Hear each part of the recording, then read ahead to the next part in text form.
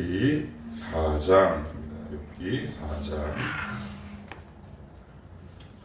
욥기 4장. 우리 다 같이 합독하면서 볼게요. 4장 1절로부터 21절까지 욥기 4장을 우리 다 같이 한 목소리로 합독하면서 같이 읽습니다. 시작.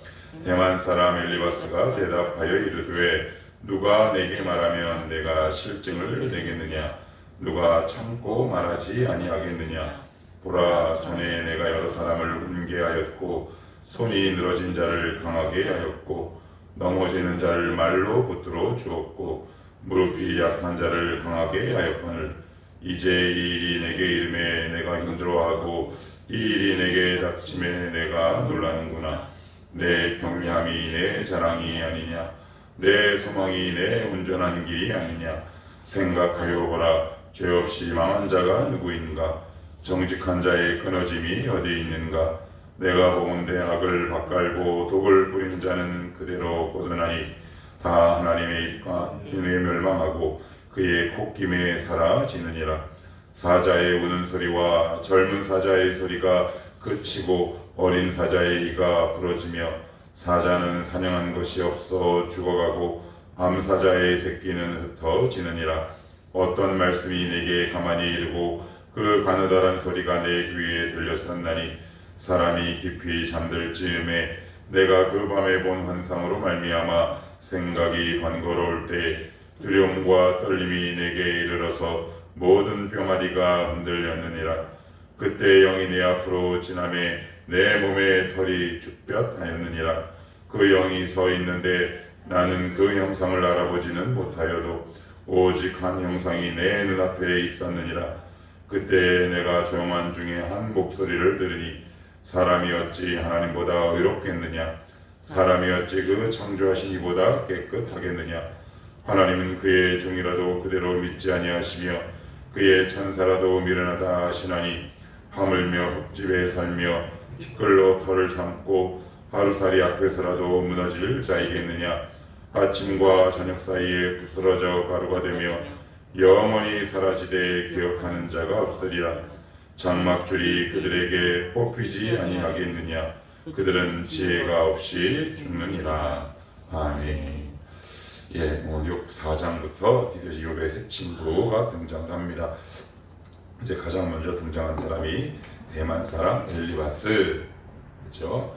자, 우리 어제 이야기를 잠깐 이제 복습하고 넘어가면 그 욥은 자기가 닥친 고난과 고난이라고 표현하기에도 부족할 만큼 힘든 상황일 겁니다. 앞으로 가야 되는데 자꾸 그의 내뱉는 말은 과거로 퇴행한다 그랬습니다. 왜요? 아는데 힘이 없는 경우가 있습니다.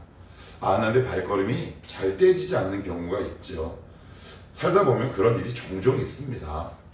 내가 앞으로 가야 하는데 내 뜻과 내 의지와 반대로 자꾸 나의 행동과 삶과 말이 뒤로 이렇게 퇴보하는 경우가 있다.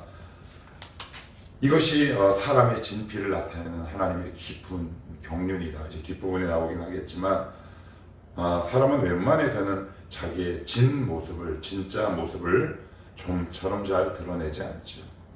외피를 걷어내고 이제 진피가 드러나서야 이게 나의 실체요 본 모습이구나 이제 깨닫게 됩니다. 이런 실수, 이런 퇴보를 통해 우리는 또 한 걸음 걸어갈 수 있는 거죠.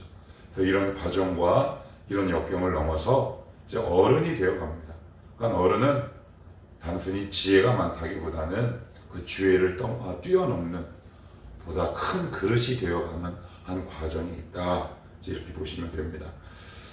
자, 우리 어제 이어서 우리 또 그제도 이렇게 말씀을 드렸습니다. 욥이 왜 하나님을 믿는지. 사단은 뭐라 그랬나요? 울타리를 둘러서 그렇다. 하나님이 먹고 살 만큼 해줘서 그렇습니다.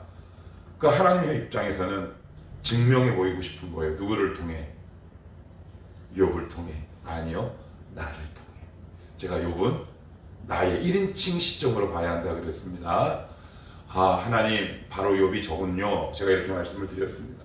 욥을 통해 한번 증명해 보고 싶은 겁니다. 우리 자녀들도 그렇잖아요. 우리 자녀가 정말 엄마 아빠 사랑하고 좋아하는지 확인해 보고 싶을 때가 왕왕 있지 않습니까? 그 대표 주자가 바로 욥이 되었다. 그 대표 주자가 바로 나다. 우리 엄마 아빠는 뭐 특별히 생기는 거 없는데 왜 이렇게 아침마다 가서 기도를 하는 거야? 아이고, 뭐 이렇게 한심한 눈으로 볼 때가 있습니다. 엄마 아빠의 성실과 믿음을 인정하는데 그렇게 살기는 싫다. 뭐 이런 이야기를 저랑 제 아내는 종종 듣습니다. 지금은 이해할 수 없지요. 왜냐하면 아직 믿음의 크기가 자라지 않았기 때문에 그렇습니다. 그렇지만 저는 기대하고 기도합니다. 왜요? 훗날 언젠간 반드시 엄마 아빠가 옳았음을 우리 자녀들이 알게 될 것을 저는 믿고 확신하기 때문에 그렇습니다. 욥이 아니라 바로 나가 하나님 나라의 대표로서 책임이 있는 것이죠. 가정과 공동체에 있어서 하나님께서 누군가를 대표로 세우시는데 그것이 바로 욥이었다. 자, 그럼 1절. 자, 1절을 보시면 여기 어떤 사람이라고 되어 있을까요? 대만, 에돔 지방입니다. 에돔. 근데 이 에돔 지방은 전통적으로 현자가 많기로 소문이 났습니다. 그게 무슨 말일까요? 똑똑한 사람이 많다는 겁니다. 지혜로운 사람이 많다는 거죠. 그리고 아마 가장 연장자였던 것 같습니다. 그 엘리바스가 뭐라고 얘기하냐면 이렇게 얘기합니다. 누가 내게 말하면 내가 실증을 내겠느냐? 누가 참고 말하지 아니하겠느냐? 보라, 전에 내가 여러 사람을 훈계하였고 손이 늘어진 자를 강하게 하였고 넘어지는 자를 말로 붙들어 주었고 무릎이 약한 자들을 강하게 하였거늘. 너 예전에 네가 누군가 고난당하고 어려운 일 당했을 때 네가 그를 막 위로하지 않았느냐? 힘들다고 그를 붙들어 주지 않았느냐? 그 다음에 뭐라고 얘기하느냐? 5절. 이제 이 일이 내게 이름에 내가 힘들어하고 이 일이 내게 닥침에 내가 놀라는구나. 이게 무슨 말일까요? 야, 네가 당하니까 힘들지? 라고 얘기하는 겁니다. 네가 당해보니까 힘들지? 여러분, 이게 위로입니까? 말입니까? 여러분, 이게 위로처럼 느껴지시나요? 위로의 말처럼 다가오시나요? 전혀 그렇지 않습니다. 전혀 그렇지 않죠. 일종의 비아냥거리는 거죠. 네가 과연 이 일을 당하고 어떻게 잘하나 보자 라는 아주 나쁜 심보가 오늘 이 5절 가운데 담겨져 있는 겁니다. 어때? 네가 전에 제3자가 당할 때 그들을 권면할 때는 네 아니라서 고통을 몰랐지만 네가 당하고 보니까 어떻게 당할 만하디? 그 말을 합니다. 근데 지금 욥은 어떤 상황인가요? 죽을 지경입니다. 어떤 사람의 말도 귀에 잘 들어오지 않죠. 그런데 거기다가 대만 사람 엘리바스는 이런 말을 하고 있는 거죠. 동나라 1절은 이렇게 얘기합니다. 2절입니다. 누가 내게 말하면 내가 실증을 내겠느냐? 누가 참고 말하지 아니하겠느냐? 이게 무슨 말이냐면, 야, 싫지만 들어봐. 왜 우리 이런 말 하잖아요. 야, 있잖아. 네가 기분 나쁘게 들을지는 몰라도 이렇게 얘기하는 거 있어요. 물론 이렇게 얘기하는 경우가 사람 살다 보면 있을 수 있는데 지금 그 사람은 마음이 아주 파편으로 조각나고 조각조각 찢어져 있는데 거기다 대고 뭐라고 얘기한다? 야, 너 내 말하는 거 힘들지만 들어봐. 이렇게 얘기할 수 있어요. 꼭 필요한 경우에는. 그런데 이 말을 이 사람이 수용할 수 있는 지경이 되지 않으면 사실 그 말을 하는 건 거의 무용지물이에요. 누구와 같은 말이다? 대만 사람 엘리바스와 같은 말이다. 그래서 잠언엔 뭐라 그래요? 때에 따라 맞는 이 말이 이 쟁반이 옥구슬 같다 라고 얘기합니다. 여러분, 욥기를 읽으면서 혹시 의문이 드는 게 없나요?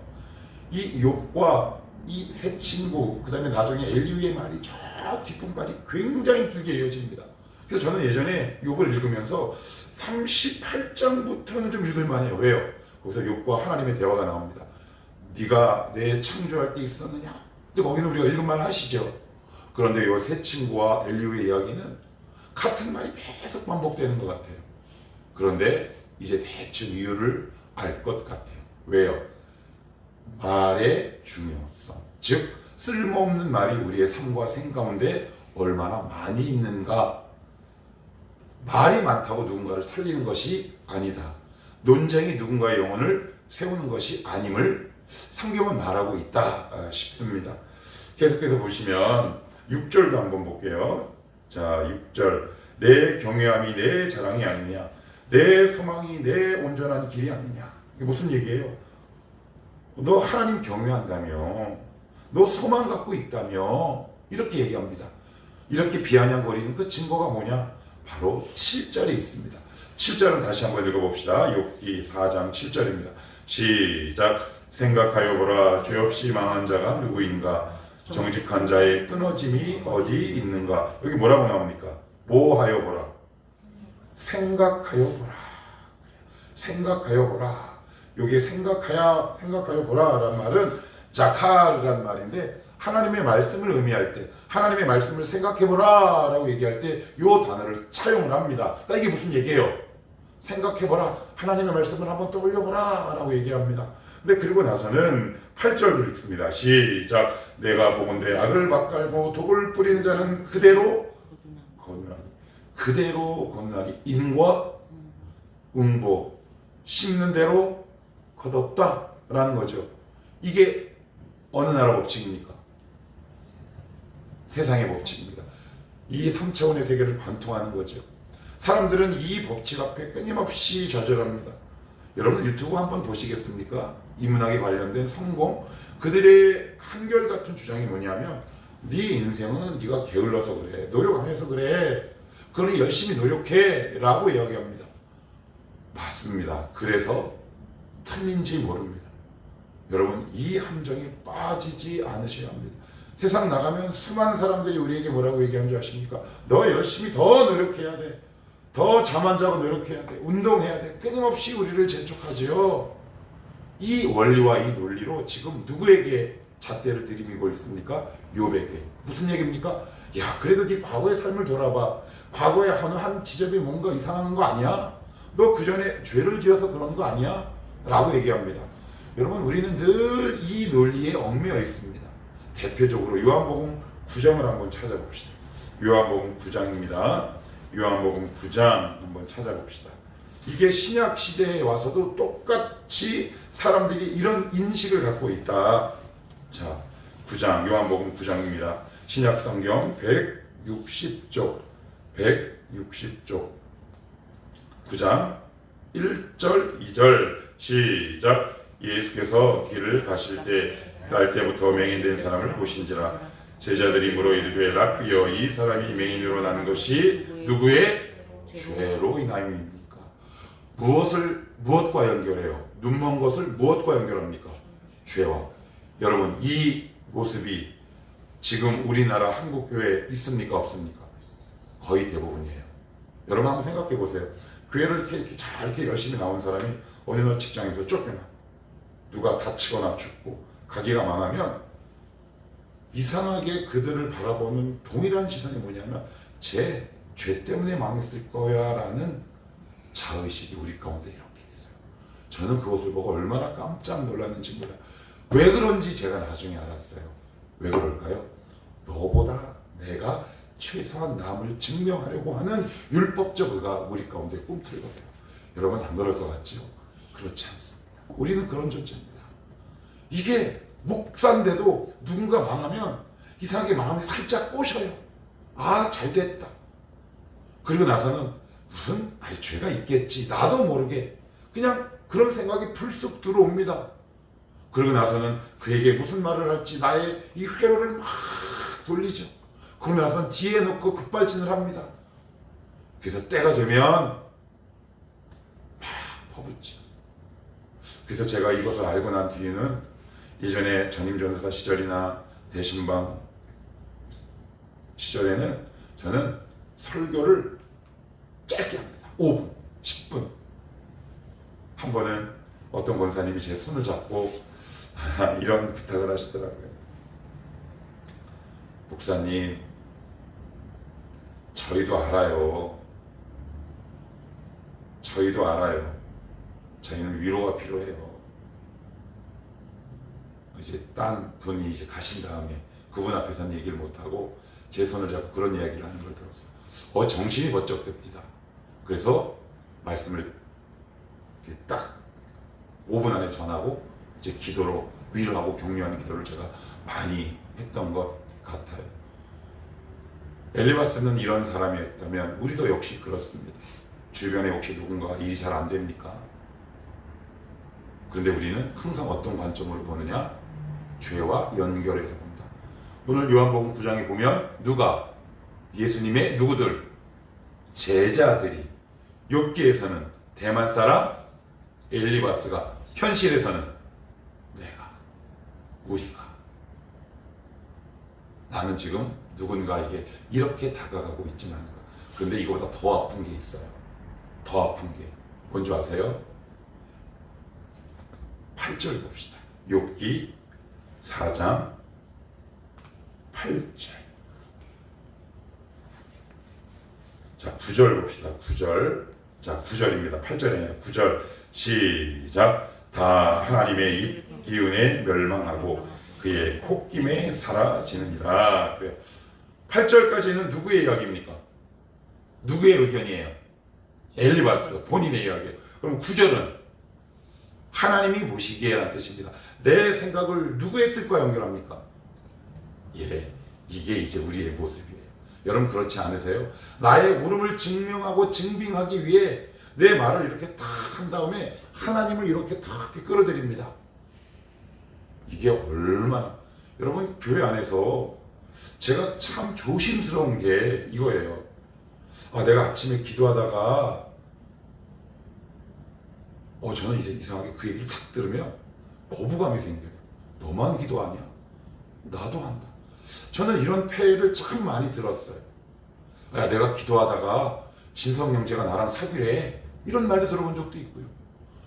아니 내가 믿는 하나님이랑 네가 믿는 하나님이 다른, 너는 부처를 믿고 난 하나님을 믿냐? 너는 성 사위일체를 믿냐? 그건 아니에요. 나도 기도하고 상대방도 기도하는데 누군가가 이야기할 때 그냥 하나님을 쓱 들여옵니다. 우리 그렇게 살아가지 마십시다. 그냥 내 생각이라고 담백하게 얘기합시다. 근데 하나님 뜻은 잘 모르겠네. 이게 오히려 그 사람을 살리는 말 아니겠습니까? 자기가 하고 싶은 말 이렇게 딱 한 다음에 자기의 옳음을 증명하기 위해 하나님을 쓱 자기 의견 가운데 끌어들이지 말라는 이야기입니다. 왜요? 이게 다 이 땅을 관통하고 통치하는 인과응보, 이 땅의 자연법에 근거하고 있기 때문에 그렇습니다. 그래서 어떤 문제를 해결할 때 내가 노력해서 노력 안 해서 그래, 게을러서 그래, 일정 부분 맞지만 실제 더 깊은 부분으로 들어가면 그렇지 않은 경우가 굉장히 많아요. 왜 우리 크리스찬들이, 성도들이 왜 하나님 앞에서 은혜를 받으려고 하나요? 이 은혜를 받는 것이 이 땅을 관통하는 이 자연법을 극복하고 초월하기 때문에 그래요. 여러분 이걸 꼭 기억하셔야 돼요. 그래서 자책을 그만두셔야 합니다. 자책을. 내가 이거 노력 안 해서 실패했어.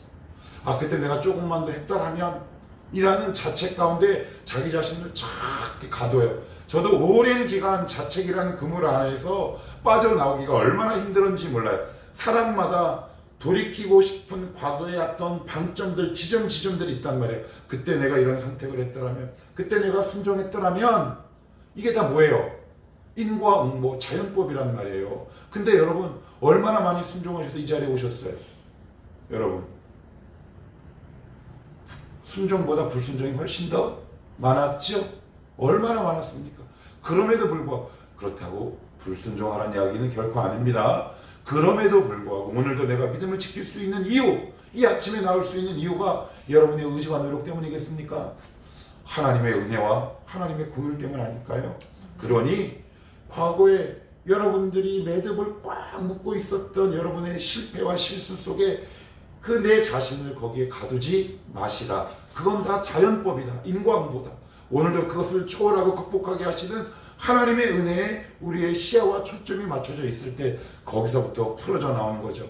나 서로야 나오너라. 그 무덤과 같은 인과응보의 법칙에서 우리는 해결함 받은 거예요. 가장 결정적인 근거가 뭘까요? 십자가 아닙니까? 마땅히 죽어야 할까. 우리는 맨날 고백하잖아요. 사도신경. 입술을 열기만 하면 뭐라 그래요? 아이고, 기도할 때 뭐라 그래요? 가장 많이 나오는 문장이 뭔지 아세요? 하나님의 은혜, 죽어야 할 죄인임에도 불구하고. 말은 그렇게 하는데 우리는 여전히 이 땅에서 발을 내딛고 살면서 이 자연법에 우리의 발목을 딱 붙잡히고 살아간다는 말이에요. 여러분 그러지 마시라고 오늘 성경은 말씀하고 있는 거예요. 이것을 초월하는 나의 은혜가 있다. 이것을 이기게 하는 나의 긍휼이 있다. 이것을 바라보며 살아라.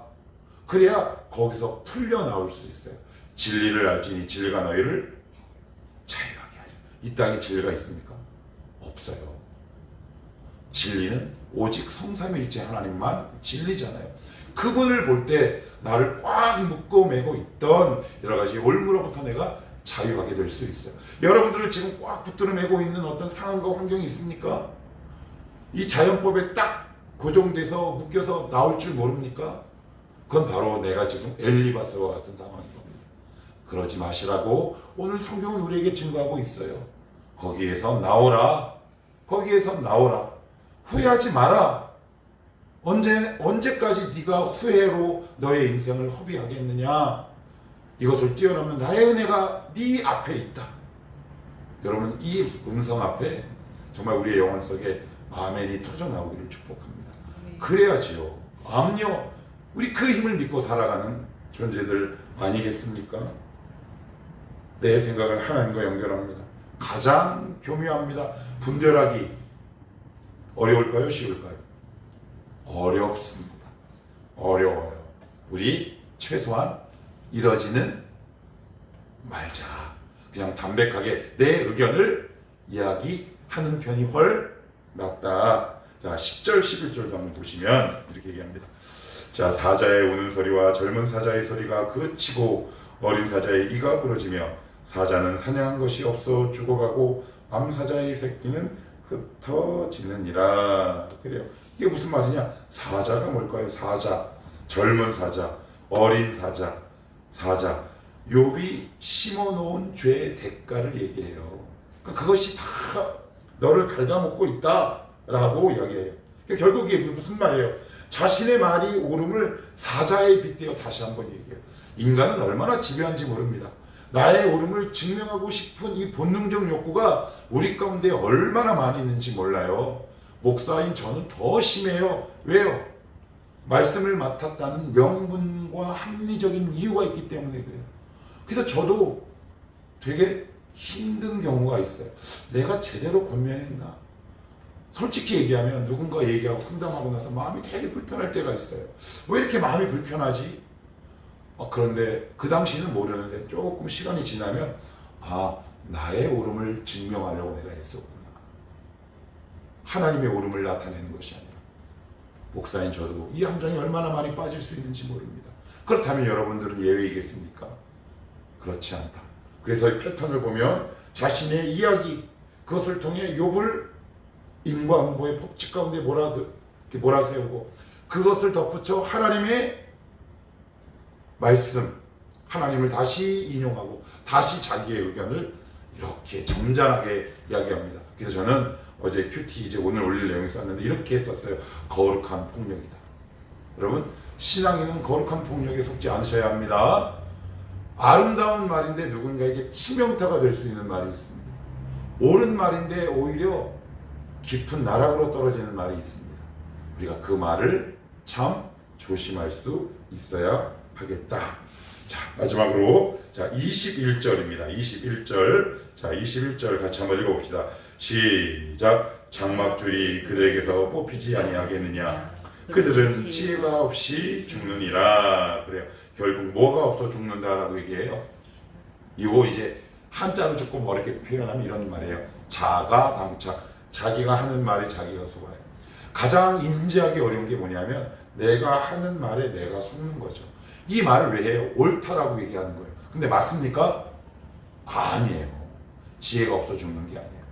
욥이 죄져서 이렇게 됐어요? 지혜가 없어서 그랬어요? 앞부분에 뭐라 그래요? 온전하고 정직하여 하나님을 경외. 잠언서 1장 7절에 뭐라 그래요? 여호와를 경외한 것이 지혜의 근본. 경외했다는 것은 욥 가운데 지혜가 있다는 말인데 오늘 엘리바스는 뭐라고 얘기해요? 너 지혜가 없어 망하는 거야 라고 얘기합니다. 이게 얼마나 거룩한 폭력인지 모릅니다. 너 믿음이 없어서 망해 함부로 이야기하지 마십시오. 물론 그런 경우도 있습니다. 있을 수 있죠. 우리 그런 연약한 존재이기 때문에. 그런데 싸잡아 이야기하지는 말아라. 왜요? 우리는 그렇게 신령하지 않다. 우리는 그렇게 영적이지 않은 존재들이다. 나도 이런 실수를 범할 수 있고 이런 상황에 처할 수 있을 때 누군가 나에게 다가와서 이 목사 너 왜 이렇게 어려운 줄 알아? 너 죄 때문이야. 예전에 한번 어떤 결혼을 앞둔 청년이 결혼하고 나서 저를 찾아왔어요. 너무 근심 어린 표정으로 와서 이렇게 얘기합니다. 그 청년이 한번 결혼 전에 저를 찾아와서 상담을 요구한 적이 이제 있었는데 그 상담의 내용이 뭐였냐면 목사님 제가 이 사람을 너무 사랑하는데 예수를 안 믿어요. 저한테 예수를 좀 믿게 해주세요. 근데 제가 예수를 믿게 할 능력은 없죠. 예수를 믿게 하는 능력은 오직 성령님밖에 없잖아요. 그래서 내가 이렇게 얘기했어요. 아무개야 주님을 믿게 하는 능력은 성령님의 역사밖에 없어. 그렇지만 내가 기도해 줄 수 있다. 그러고 나서 이제 믿기로 했어요. 그래서 제가 마지막으로 이렇게 고면했습니다. 믿지 않는 자와 결혼할 수 있다. 그렇지만 동기를 잘 살펴봐라. 그 대신에 대가는 치를 수 있다. 거기까지만 얘기했는데 결혼하고 얼마 안 돼서 시무룩하게 저를 찾아왔어요. 목사님 어느 날 언젠가 어느 여자 집사님이랑 구역 모임에서 얘기를 하는데 갑자기 저한테 와서 그러는 거예요. 너 믿지 않는 자와 결혼했으니 회개하라고. 와, 제가 그 말을 듣고 얼마나 불같이 화를 냈는지 몰라요. 회개하지 마. 절대 회개하지 마. 절대 회개하지 마. 그래서 막 울면서 가더라고요. 이 시대의 크리스찬들이 얼마나 폭력적인지 모릅니다. 법안을 난입하고 국헌을 문란시키는 그 맨 앞에 사랑제일교회 소위 전도사라는 작자가 선두에 선 만큼 지금 한국의 기독교는 너무 폭력적이다. 옳음을 증명하기 위해 누군가를 죽여야 합니까? 아니죠. 내가 죽어야 합니다. 그것이 복음이요 십자가일 겁니다. 오늘도 거룩함을 명목으로 누군가를 나의 눈과 그리고 나의 마음과 말로 죽이는 자들이 아니라 오히려 살리는 이 시대의 진짜 거룩한 도구가 되시기를 주님의 이름으로 축복합니다.